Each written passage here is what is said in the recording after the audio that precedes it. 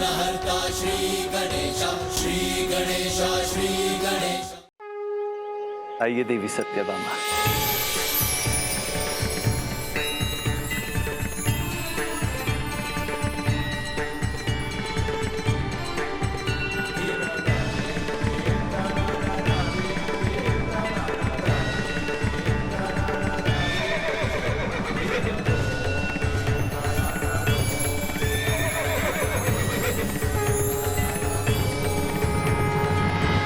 योद्धा अपने शब्दों से नहीं, अपने अस्त्रों से बात करते हैं।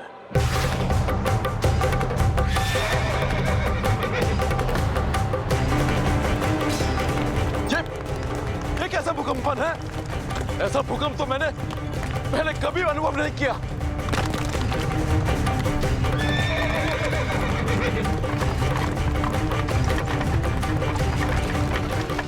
क्या कारण हो सकता है इसका? इसका कारण नहीं जानते बाणासुर? प्रभु श्री कृष्ण का आगमन हो रहा है यहाँ। तुमने ही तो बुलाया है उन्हें। मंडनाय नारायणाय सकल स्थिति कारणाय, नारायणाय भवभीति निवारणाय, नारायणाय प्रभवाय नमो नमस्ते।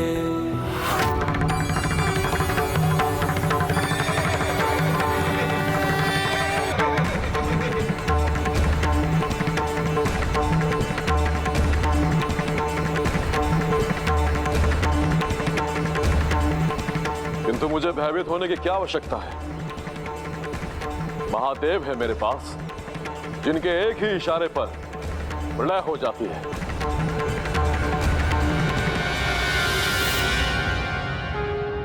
प्रभु, युद्ध भूमि पर पहले आपको जाना होगा। किंतु बाणासुर, युद्ध तो तुम करना चाहते थे, अपने से अधिक शक्तिशाली योद्धा से। हाँ, वही कर रहा हूं प्रभु। अभी आपका बल भी मेरा ही बल है ना, इसलिए मैं चाहता हूं कि आप मेरी ओर से आगे जाएं। इसलिए मैं चाहता हूं कि आप मेरी ओर से आगे जाएं।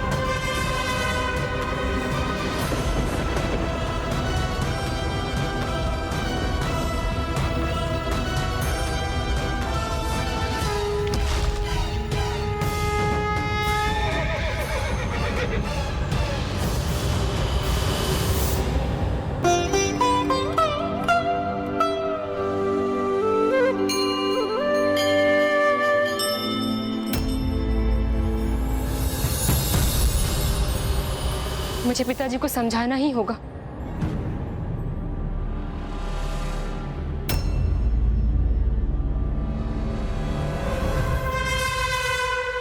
क्या समझाना चाहती हो मुझे पुत्री? पिताजी, देखिए कितनी विशाल सेना है, और देखिए कौन नेतृत्व कर रहे हैं इस सेना का। स्वयं लीलाधारी नारायण के अवतार भगवान श्री कृष्ण, और तो और वो अपनी पत्नी देवी सत्यभामा के साथ यहाँ आए हैं। और इतना ही नहीं, उनके दाईं ओर शेषनाग के अवतार हलधर महाबली बलराम जी हैं, और उनके बाईं ओर उनके पुत्र प्रद्युम्न जी। पिताजी, क्या आप इन सभी के साथ युद्ध करना चाहते हैं? बस, तुमने उनकी सेना तो देख ली, अब मेरी सेना भी देख लो।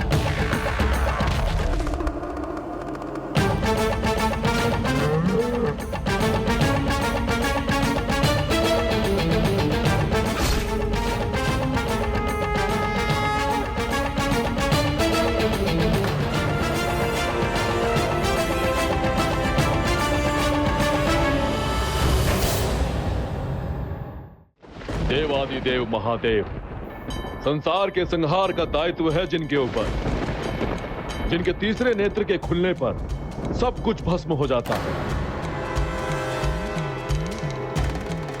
इनके दाएं ओर हैं महादेव का भार अपने ऊपर उठाने वाले अपार बल के स्वामी, ज्ञान और बुद्धि के प्रतीक महादेव के सर्वप्रिय भक्त नंदी।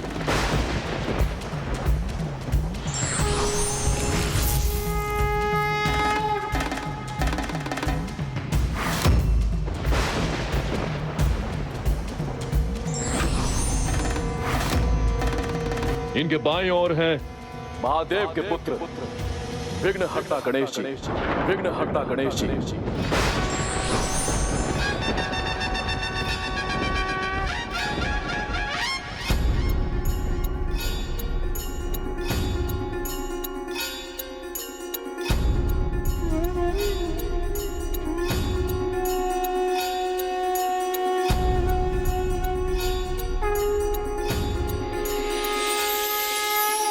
और इनके पीछे है शिवगणों की सेना।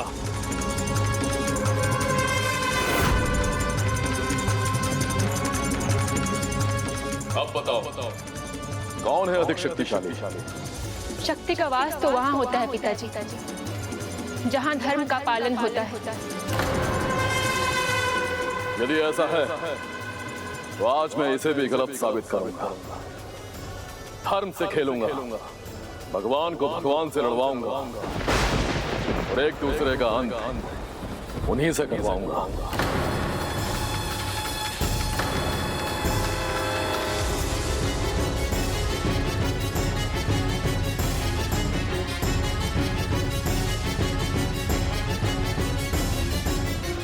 आज हरिहर को अलग करवा दूंगा। एक दूसरे के भक्त भी तो है ना ये, फिर भी आमने सामने होंगे, बड़ा आनंद आएगा।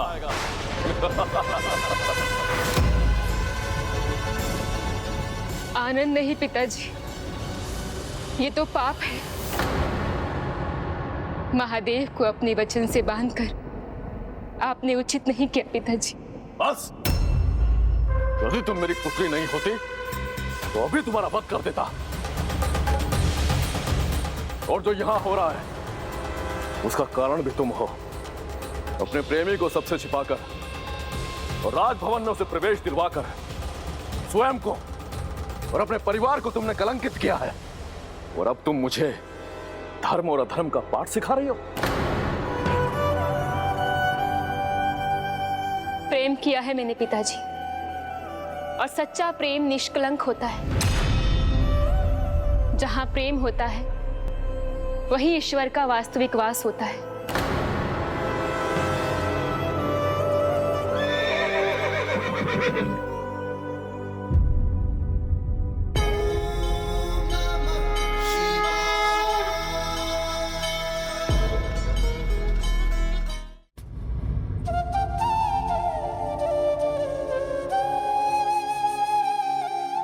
ये है सच्चा प्रभु प्रेम और भक्ति।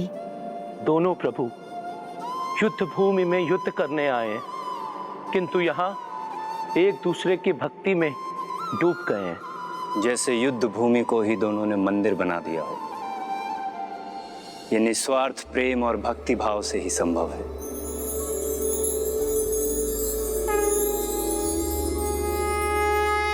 जिसके मस्तिष्क से लेकर हृदय तक सिर्फ स्वार्थ भरा हो, जो अपने स्वार्थ सिद्धि के लिए ईश्वर को पूजता हो, वो भला क्या समझेगा?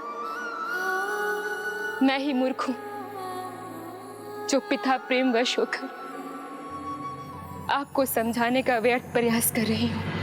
प्रेम की परिभाषा मुझे मत समझाओ और अपने प्रेम को भूल जाओ, क्योंकि इस युद्ध के उपरांत मैं स्वयं अपने हाथों से अनिरुद्ध का अंत करूंगा। आप ना तो नियति जानते हैं और ना बनाते हैं। आप ईश्वर नहीं है पिताजी।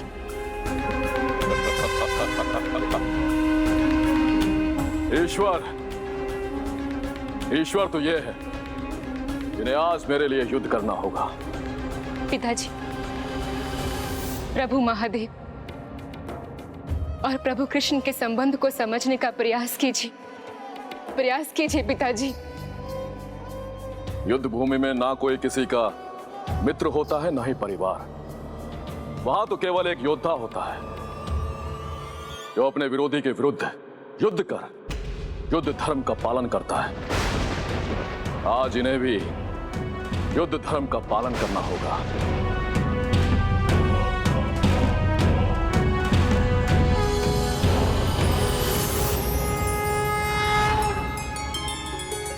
प्रभु, कितने दिनों के बाद आपके दर्शन हुए हैं, किंतु युद्ध भूमि पर होने के कारण आपके प्रति अपनी आत्मीयता भी व्यक्त नहीं कर सकता। मैं भी तो आपके प्रभु श्री राम स्वरूप के दर्शन पाने के लिए लालायित हूं। मेरे आराध्य हैं, मैं उन्हीं का नाम तो सदा जपता हूं।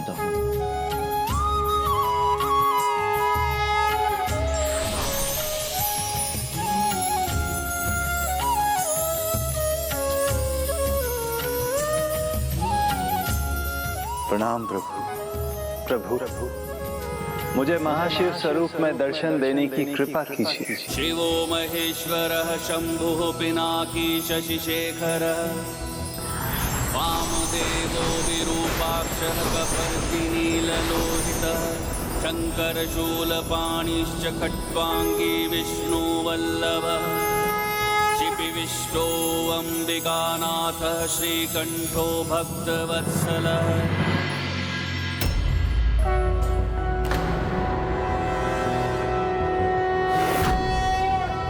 नारायणाय सुरमंडन मंडनाय, नारायणाय सकल स्थिति कारणाय, नारायणाय भवभीति निवारणाय, नारायणाय। ये कैसी माया है?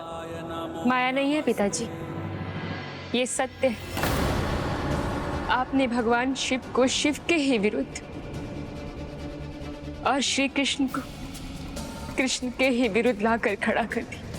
कोई किसी के भी विरुद्ध हो, मुझे फर्क नहीं पड़ता। मुझे तो केवल ये युद्ध जीतकर अनिरुद्ध का अंत करना है।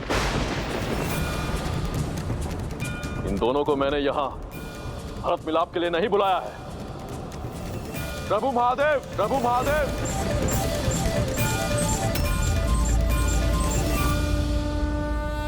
खड़े मत रहिए। शत्रु है सामने, उसे मित्र मत समझिए। अपने वरदान को मत भूलिए। युद्ध आरंभ कीजिए।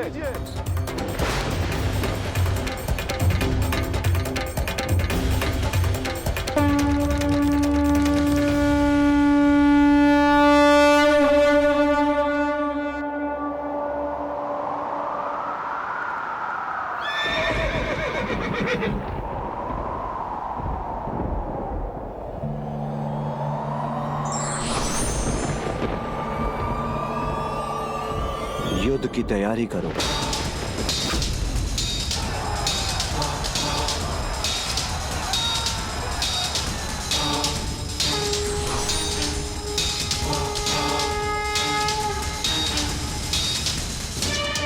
देवी सत्यभामा, युद्ध के आरंभ का शंखनाद आप कीजिए।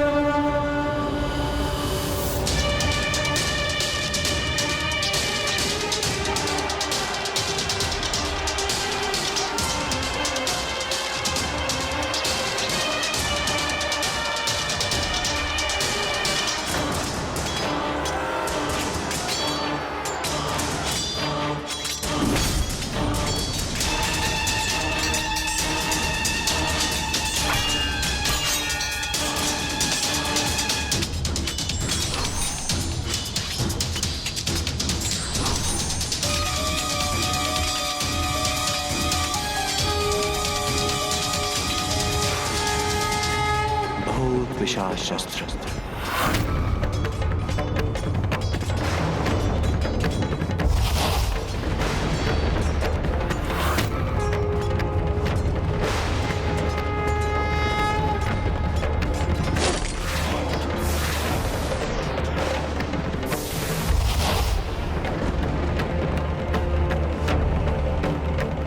प्रभु, महादेव ने अपने पहले ही वार में भूत पिशाचों की सेना भेज दी।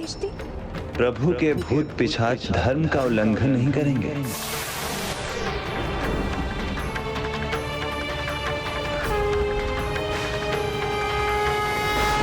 धर्मास्त्र, धर्मास्त्र।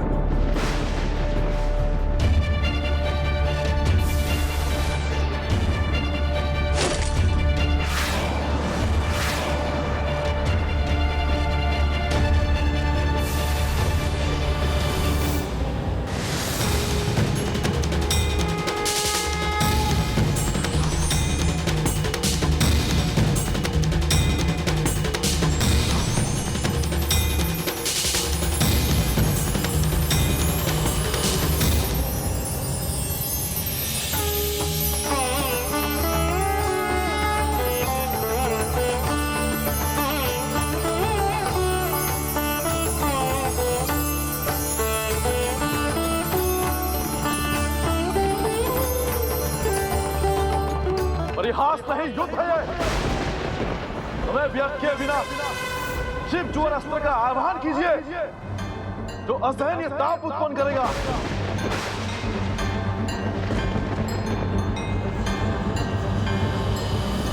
शिव ज्वर अस्त्र, शिव ज्वर अस्त्र।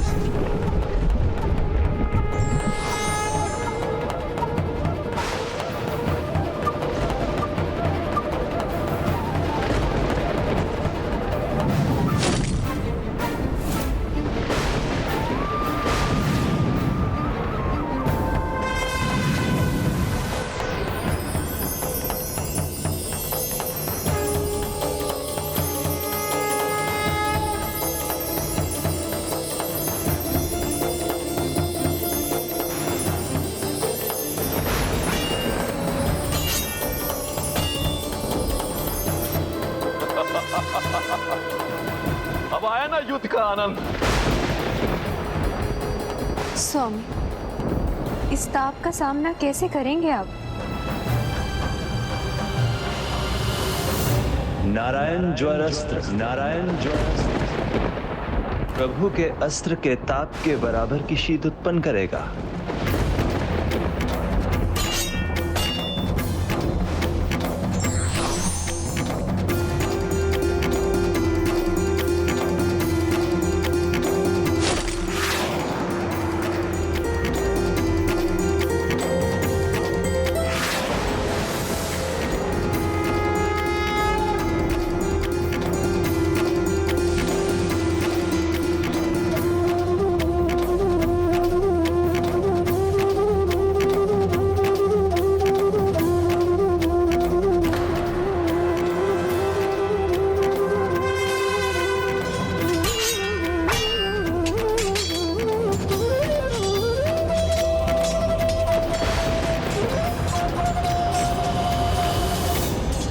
दोनों ही ईश्वर अपनी सेनाओं को आहत होने से बचाना चाहते हैं, इसलिए अब जो युद्ध होगा वो बिना अस्त्रों के होगा।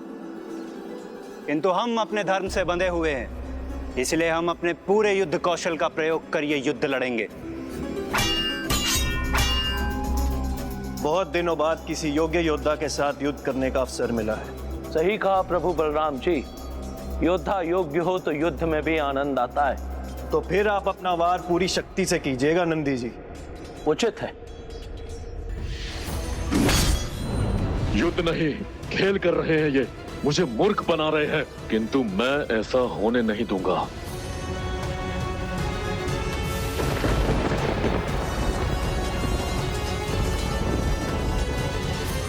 महादेव, आप श्री कृष्ण पर कठोर प्रहार कीजिए, अपने घातक शिवास्त्र का प्रयोग कीजिए।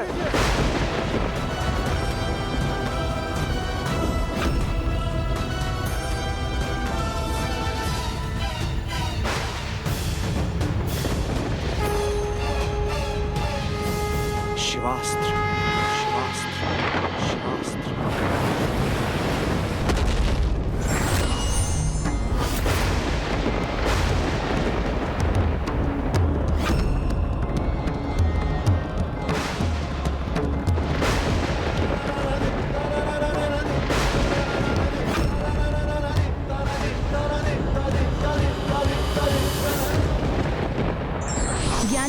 करने के पूर्व परिणाम का विचार करते हैं और अज्ञानी कर्म करने के पश्चात।